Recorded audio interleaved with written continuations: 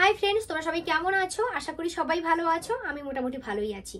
আজকে তোমাদের সঙ্গে আমি কিছু কথা শেয়ার করব বলেই এই ভিডিওটা আমার বানানো। তো ইউটিউব মানে তো অনেকে ভালো কমেন্ট করবে, অনেকে খারাপ কমেন্ট করবে, আবার অনেকের মনে হচ্ছে ভুলভাল ধারণা আছে, সেই ধারণাগুলো ঠিক করার জন্যই আজকে এই ভিডিওটা আমার বানানো। তো অনেকে কয়েকদিন ধরে কমেন্ট করছো আমাকে যে শিল্পীদের সঙ্গে তো তোমার ঝামেলা ছিল, কিভাবে সব ঠিকঠাক হয়ে গেল, আর শিল্পীদের কথা শুনে তুমি নিজেকে চেঞ্জ করে নিও না, এরকম একটা ব্যাপার। দেখো, মানুষ কখনো চেঞ্জ করে কিভাবে, যে কারোর লাইফে কোনো আঘাত পেলে সেখান থেকে মানুষ চেঞ্জ হয়, কিন্তু কোনো মানুষের কথা শুনে যে মানুষ চেঞ্জ হয় এটা তো আমার কোনো ধারণাই ছিল না। আর তোমরা আমাকে 4-5 মাস ধরে কমেন্ট করছো শিল্পীর সঙ্গে তোমার কিভাবে সব ঠিকঠাক হয়ে গেল, কিভাবে। তো আগে বলি, তোমরা এর আগে আমার ভিডিও দেখেছো যে শিল্পীর সঙ্গে আমার কি নিয়ে ঝামেলা হয়েছিল, কি ব্যাপার, কি বৃত্তান্ত। সেখানে তোমরা তো জানো না যে আমি কিন্তু শিল্পীকে বা দীপঙ্করদাকে ফোন করে, যেদিন ঝামেলা হয় পরের দিন ফোন করে কিন্তু ওদের কাছ থেকে ক্ষমা চেয়ে নিয়েছি, সব ঠিকঠাক করে নিয়েছি। তো তারপরে ওর সঙ্গে আমি কথা বলতাম না, বা ওর ভিডিও দেখলে আমার নিজেকে কেমন লাগতো, ওকে যেন মনে হতো অহংকারী একটা মেয়ে, আর ও নিজেকে বিশাল কিছু মনে করে। তো এরকম ধারণাগুলো ছিল যে ওর ভিডিও দেখলেই আমি সামনে থেকে ভিডিও দেখবো না, দেখলেই যেন আমার কেমন হতো একটা। আর ওর ব্যাপারে এত খারাপ ধারণা ছিল, মানে কিছু কিছু মানুষের সঙ্গে শেয়ারও করেছি যে এই হ্যান ত্যান উমুক তুসুক শিল্পীর ব্যাপারে কোনো কিছু।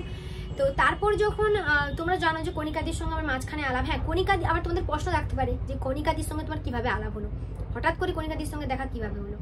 তো কণিকাদি প্রমোশনের জন্য আমার সঙ্গে মানে কন্ট্যাক্ট করে, তো সেখান থেকেই হচ্ছে কণিকাদির সঙ্গে পরিচিত আমার, সেখান থেকেই আমার কণিকাদির সঙ্গে পরিচিত। তো যাই হোক, তো প্রমোশন মানে তোমরা তো অনেকে বুঝবে হয়তো, আবার যারা ভিডিও করে তারা জানো যে ইউটিউব থেকে যার না আর্নিং হয় প্রমোশন থেকে বেশি আর্নিং হয়। তো সেই মানুষটা নিজে প্রমোশন থেকে আর্নিং করবে, সেখানে ওর বা কি ফায়দা আছে যে ও সবাইকে প্রমোশন করাবে। ওই মানুষটা নিঃস্বার্থভাবে সবাইকে প্রমোশন করিয়েছে, কিন্তু ওই মানুষটার খোঁজ কে রাখে একবার ওই মানুষটার মুখ থেকে তোমরা শুনতে পাবে। পরেই তোমরা হয়তো আমার এই ভিডিওটা যদি কণিকাদি জানতে পারে, কণিকাদি জানে না হয়তো যে এই ভিডিওটা আমি বানিয়েছি, যদি দেখে, আমি পোস্ট দিলেও দেখতে তো পাবে না, তো দেখতে পেলে হয়তো হয়তো হয়তো কোনো রিপ্লাই দিতে পারে স্বাভাবিক ক্ষেত্রে। তো ওই মানুষটাকে কে দেখে? কেউ দেখে না, কোনো মানুষ নয়। বিপদের সময় সবাই বলবে একটু হেল্প করো, আবার কিছু মানুষ আছে যে বিপদের সময়, বিপদ নয় মানে কিছু দরকারের জন্য ফোন করবে, দরকারটা জিনিসটা নেওয়া হয়ে গেলে সঙ্গে সঙ্গে আর তোমাকে একটা দিন ফোন করবে না। আজ পর্যন্ত কল করেনি, আমি তো দেখিনি, তো কল করে না। সেসব মানুষগুলো বিনা নিঃস্বার্থভাবে কিন্তু হেল্প চায়, আর সেই হেল্পটা কিন্তু আমরা দিয়ে বসি, কিন্তু তার বিনিময়ে কিছুই পাই না। একটা কিন্তু খোঁজ নেয়নি যে তুমি ভালো আছো কেমন আছো, সেইটা আজ পর্যন্ত খোঁজ নেয়নি, কিন্তু সেটা বলতে পারবে না।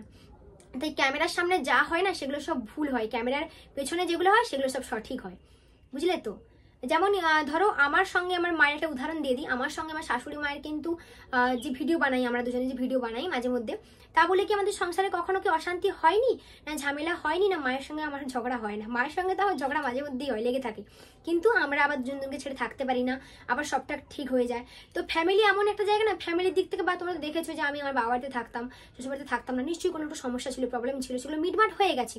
কিন্তু কারুর সংসারে যে অশান্তি হয় না, এটা ঠিক জিনিস নয়। তো এগুলো এটা একটা উদাহরণ দিলাম আমি।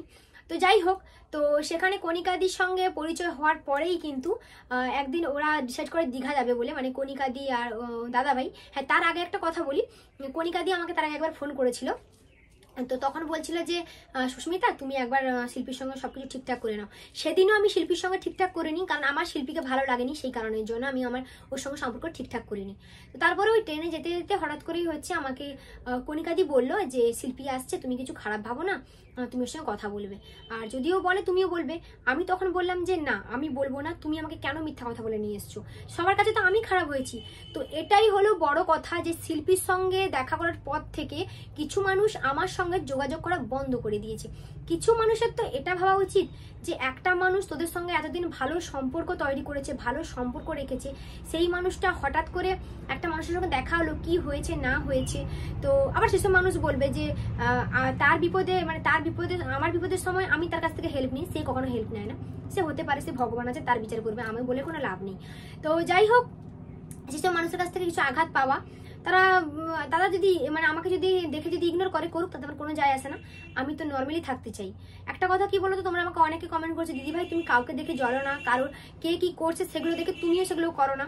অ্যাকচুয়ালি কি বলো তো, আমি চাই না, আমি মধ্যবিত্ত বাড়ির একটা মেয়ে, আর মধ্যবিত্ত বাড়ির বৌমার, আমি চাই যে খুব অতি মানে ছোট হয়ে থাকতে চাই, আমি ওপরে উঠতে চাই না। আমার এত সাবস্ক্রাইবার চাই, আমার এত জিনিস চাই, এত কিছু চাই, আমি এটা নেবো সেটা নেবো, সে এই ড্রেস পরছে বলে আমি পরবো, ওইসব কিছুই নয়। আমি নর্মালি ভাবেই জীবনযাপন করতে চাই, আমি যেমন তেমনই থাকতে চাই, আমি এত নিজেকে উপরে উঠাতে চাই না, তো সেটা তোমরা সবাই জানো। তো যাই হোক, ওখানে যাওয়ার পরে মানে কণিকাদির সঙ্গে যখন আমি যাই, তো প্রথম যখন ফার্স্ট যখন শিল্পীর সঙ্গে আমার দেখা হয়, তো ও আমাকে দূর থেকে এসে জড়িয়ে ধরেছে যে আমার সঙ্গে ঝামেলা, একটা অচেনা মেয়ে, ও তাকে জানে না চেনে না, জড়িয়ে এসে ধরছে। মানে আমার সেই মুহূর্তে চোখে জল চলে এসেছিল যে আমি তার সঙ্গে কথা বলবো না বলে, মানে ট্রেন থেকে ভেবে ভেবে এসেছি যে কথা বলবো না, ওকে দেখলে আমি ওর সঙ্গে ভিডিও করবো না, কোনো কিছু করবো না। কিন্তু মানুষটা এতটা পরিমাণ ভালো, কথা বলছে, মিশছে। খেতে যাবো, আমাকে বলছে সুস্মিতা কি খাবে বলো, চলো একসঙ্গে যাই, আমাকে ছবি তুলে দাও, এটা করে দাও, তোমার ফোনে ছবি তুলবো, হ্যাঁ এরকম একটা ব্যাপার।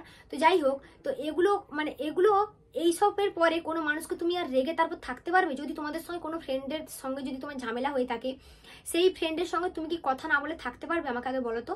তো মিটমাট হয়ে গেছে, তোমরাই কমেন্ট করে জানাবে যে শিল্পীর সঙ্গে যে আমার সমস্ত কিছু মিটমাট হয়ে গেছে, এটা তোমাদের ভালো লেগেছে না এটা তোমাদের খারাপ লেগেছে বলো, এটাই তোমরা কমেন্ট করে জানাবে।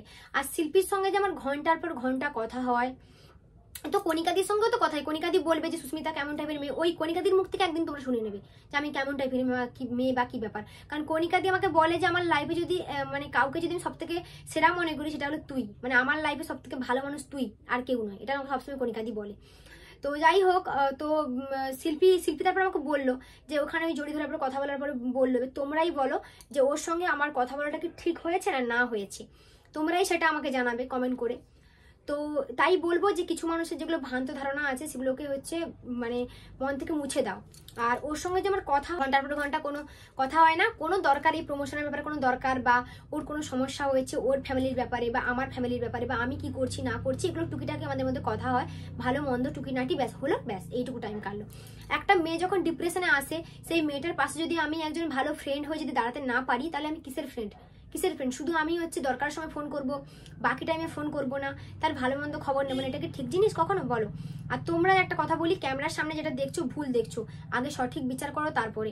আর আমার মনে হয় যে আমার লাইফে কিছু কিছু মানুষ মানে কিছু কিছু ফ্রেন্ডশিপ এতভাবে খারাপভাবে এসেছে, কারণ কিছু কিছু মানুষ হচ্ছে আমার সঙ্গে আমার হাজবেন্ডের সঙ্গে তুলনা করে আমাকে দেখানোর জন্য। আমি মনে করি যে দেখো আমার তো বিয়ে হয়ে গেছে, তো আমি কে কি করলো না করলো সেগুলো আমি দেখবো বা কেন? আমাকে দেখানোর জন্য। আমার হাজবেন্ডের কি কিছুই নেই? এইসব মানে এত আঘাত আমি পেয়েছি না লাইফে, আমি এখন ভাবি যে কোনো ফ্রেন্ডশিপ আমার প্রয়োজন নেই, মানে কোনো ফ্রেন্ডশিপের প্রয়োজন নেই। মানে শিল্পীর সঙ্গে যে আমার কথা হয় না, আমি কথা বলি মাঝে মধ্যে, দরকার হলে কথা বলি, বা কণিকাদির সঙ্গে কথা হয় আমার, তো দরকার হলে না হলে না। এখন ওই ফ্রেন্ডশিপ জায়গাটা খুব বাজে। তোমরা যারা মনে করো না যে বন্ধুত্বের সম্পর্ক ভালো, কোনো দিনও ভালো নয় গো, আমি বলবো কোনো দিনও ভালো নয়। তাই একটা কথা বলবো, যে আঘাতটা আমি পেয়েছি সেটা আমি একমাত্র জানি যে কোন জায়গায় আমার কষ্ট আছে। মানে চোখে জল চলে আসবে তাও বলতে পারবো না যে আমার যে মানে কি বলবো, মানে কিছু মানুষকে এত রেসপেক্ট করার পরে, এত ভালোবাসার পরে কিছু মানুষ এত নোংরা পর্যায়ে পৌঁছে যায়, সেটা বলার মতন আমার ক্ষমতাই নেই। মানে এত মানুষ, আর মানে আমার ভগবান একটা কথা বলে না যে সৎ পথে চলে, মানে তার পেছনে যে লাগে না, ভগবানও সেটা তার কাছে খবর দিয়ে দেয়। মানে আমি যদি না জানতে পারতাম না এইসব কথাগুলো, সেই সব মানুষের ব্যাপারে মানে ভাবতে অবাক লাগে। আমি যে কথাগুলো শোনার পরেও বিশ্বাস হচ্ছিল না আমার। তো যাই হোক, আমাকে দেখানোর মতন, আমি বলবো একটা কথা যে আমাকে দেখানোর মতন কিছুই নেই। আমি কারোর দিকে ঘুরে তাকাইও না যে আমি তার দেখে জ্বলবো বা কোনো কিছু। তোমরা তোমাদের মতন জায়গায় হচ্ছে এগিয়ে যাও, তোমরা ভালো থাকো, সাবধানে থাকো, সুখে থাকো। তোমরা আমাকে দেখিয়ে যদি হ্যাপি থাকতে পারো খুবই ভালো, ভালো কথা। তো আমি একটা কথা বলবো, তোমরা সুখে থাকো, অনেক সুখে থাকো, তোমাদের অনেক মঙ্গল হোক, আমি আর কি বলবো। তো যাই হোক, তোমাদের যেটা ভুল ধারণা ছিল যে শিল্পীর সঙ্গে আমার কিভাবে যোগাযোগ, কি হলো না হলো, সবই ক্লিয়ার করে দিলাম। আশা করি এরপর তোমরা কেউ আমায় খারাপ কমেন্ট করবে না। আর শিল্পী বললে যে আমি শুনবো কোনো কথা, সেটা কোনো মানেই হয় না। আমার হাজবেন্ডের কথাই আমার কাছে শেষ কথা। আমি হাজবেন্ড ছাড়া আমি কাউকে চিনিও না, আর কারোর কথা আমি নিতেও চাই না। তো তাই হচ্ছে শিল্পীর ব্যাপারে যেসব ধারণাগুলো ভুল আছে সেগুলো একটু ক্লিয়ার করে নাও তোমরা। তো চলো, আর ও কি বলতো, ও একটুখানি ছোটবেলা থেকে ওর বাবাকে হারিয়েছে, তো একা আমি যেটুকু এই যে কয়েকটা দিন কথা বলছি বুঝতে পারলাম, মেয়েটা খুব কষ্ট করে বড় হয়েছে। মানে ওই জায়গায় যদি আমরা থাকতাম না, আমার বাবা তো চাকরি করে বলে আমাদের কোনো অভাব হয়নি, কোনো কিছু হয়নি। হ্যাঁ, ওর মা ওকে কোনোদিনও আন্টি হয়তো কোনোদিন অভাব ওকে দেয়নি, কিন্তু বাবা মারা যাওয়ার পরে ও এত কষ্ট করে বড় হয়েছে না, মানে একদিন বলতে বলতে কান্না করে দিয়েছিল, সুস্মিতা আমি এইভাবে ওর মাকে হেল্প করা থেকে, মানে সেসব কাহানিগুলো তোমরা হচ্ছে শিল্পীর মুখ থেকে শুনবে, শিল্পীকেই কমেন্ট করো, ও বলবে এত কষ্ট করে বড় হয়েছে। ও একা থাকে তো সবসময়, তাই ও একটু কোনো কিছু কেউ বললে একটু মানে নিতে পারে না। তো তাই তো ওর কথা কোনো মনে করো না। আর আমি তো ক্লিয়ার করেই দিলাম তো চলো, তো আমি আর কি বলবো তোমাদেরকে, তোমরাই সেটা বিচার করবে, তোমরাই বলবে। তো চলো, সবাই ভালো থাকো, সাবধানে থাকো, সুস্থ থাকো। তো চলো, টাটা।